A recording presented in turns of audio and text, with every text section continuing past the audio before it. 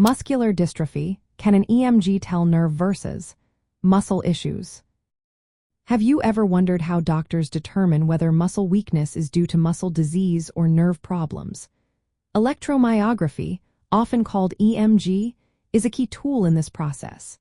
This diagnostic test measures the electrical activity of muscles both when they are at rest and when they are contracting. A small needle electrode is inserted into the muscle to gather this information. EMG is particularly useful for evaluating the health and function of skeletal muscles and the nerves that control them. When someone experiences muscle weakness or other symptoms, EMG can help doctors figure out if the issue is related to the muscles themselves, known as myopathy, or if it stems from nerve-related problems, called neuropathy. This is done by analyzing the patterns of electrical activity in the muscles.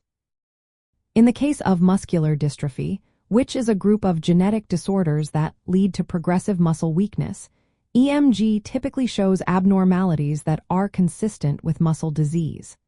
This helps differentiate muscular dystrophy from nerve disorders that might cause similar symptoms.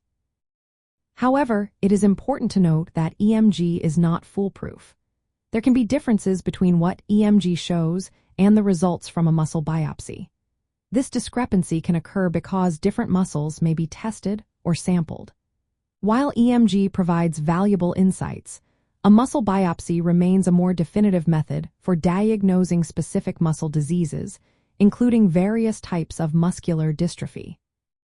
To get a complete picture, EMG is often used alongside nerve conduction studies.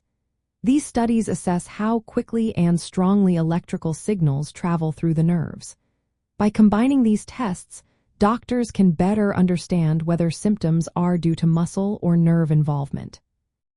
In summary, EMG is a valuable tool that can indicate whether symptoms arise from muscle or nerve issues by evaluating electrical activity patterns. This makes it particularly useful in diagnosing muscular dystrophy and distinguishing it from nerve disorders. However, for a definitive diagnosis, doctors often rely on additional tests, such as muscle biopsies and genetic testing, alongside EMG results. For patients suspected of having muscular dystrophy, EMG plays a crucial role in confirming muscle involvement and ruling out nerve diseases. This information helps guide further diagnostic steps and management decisions. Always remember, if you have concerns about muscle weakness or related symptoms, consulting a healthcare professional is essential for personalized medical advice.